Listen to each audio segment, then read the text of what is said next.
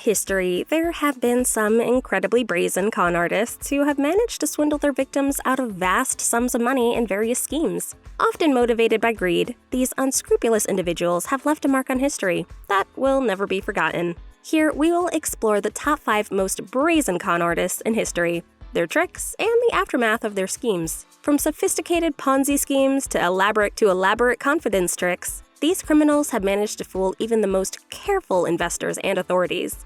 So, let's start. Number 5. Frank Abagnale. Frank Abagnale was an American con artist, check forger, and imposter who, in his teens, gained fame for posing as an airline pilot, doctor, and lawyer. Abagnale successfully escaped from police custody twice, and was eventually captured in France in 1969. He served a brief period in prison before being released on the condition that he assist the FBI in catching other criminals. Abagnale's criminal career began when he was 16 years old. He forged his father's signature on a check and used the money to purchase a plane ticket to New York. From there, Abagnale assumed the identity of a Pan-American Airlines pilot and flew around the world for free. Abagnale also pretended to be a doctor and a lawyer. He was able to fool medical personnel by memorizing medical terminology, and he was able to practice law by studying law books in the library. He also posed as a college professor, a priest, and an FBI agent. He was extradited to the United States and sentenced to 12 years in prison. However, he was released after only 5 years after he agreed to help the FBI in catching other criminals. Abagnale's story was made famous in the movie Catch Me If You Can, 2002, which starred Leonardo DiCaprio as Abagnale. Number 4. Natwar. Natwar was an Indian con artist who achieved notoriety for his ability to repeatedly cheat people out of their money. He claimed to have legally sold the Taj Mahal and the Red Fort to foreign buyers. He also claimed to have sold the Indian Parliament and the Rashtrapati Bhawan, although he was never able to produce the money. The story of Natwar is one of the most notorious examples of fraud in India. Born in 1924 in the Indian state of Uttar Pradesh, Natwar grew up in a poor family and was considered to be a genius. He was able to learn English quickly and was able to deceive people by posing as a lawyer, an officer of the court, a banker, and a high-ranking government official. Natwar was eventually arrested and sentenced to jail for his crimes. However, he was able to escape several times and continued to commit fraud. He was eventually arrested one last time in 1998 and died in jail in 2009. Number 3. Frederick Borden.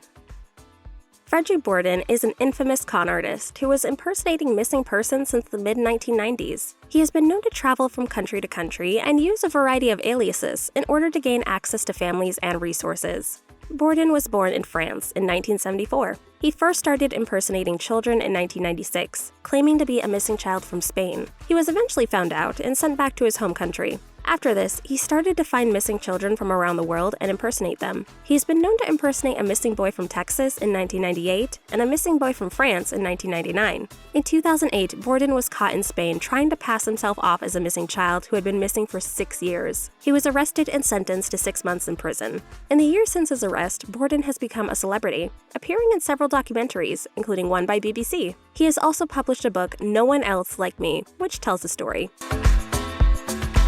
Number 2. Anthony Gignac. Anthony Gignac was a con artist who was known for his elaborate cons and scams that targeted wealthy victims. He was born in Bogota, Colombia in 1975, and later moved to Miami. Gignac used his charm and good looks to gain the trust of his victims, and then used their trust and money for his own personal gain. Gignac created a false identity for himself, claiming he was a Saudi prince and claiming he was from a royal family of Saudi Arabia. He used this false identity to gain access to luxurious lifestyles, expensive cars, and high-end social circles. He also used it to gain access to the bank accounts of his victims, which he used to fund his lavish lifestyle. Gignac was eventually caught and sentenced to 18 years in prison for his scams. He served 11 years of his sentence and was released in 2011. After his release, Gignac wrote a book about his experiences as a con artist and has been a regular speaker at various events, warning people about the dangers of fraud. Number 1. Charles Ponzi.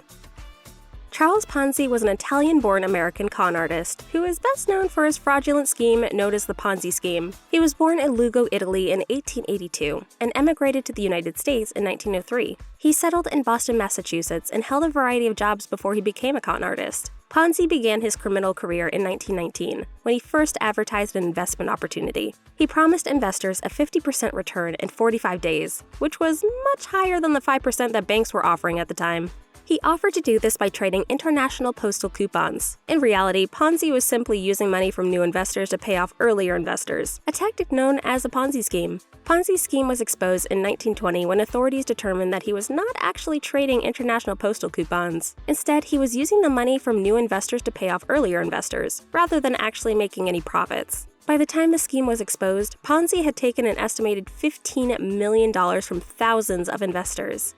Ponzi was arrested and eventually sentenced to 5 years in prison. After his release, he moved to Florida and continued to perpetrate various schemes. In 1925, he was arrested again and sent back to prison. After his release, he moved to Brazil, where he lived until his death in 1949. The Ponzi scheme is still used today, although it is now known as a pyramid scheme. And that is it for today's video. Are you familiar with other con artists that were not mentioned in the list? Share it in the comments below. Before you leave, do not forget to give us a like and subscribe to our channel, District 10 TV, if you haven't done yet. Thank you for watching, and we'll see you in the next video.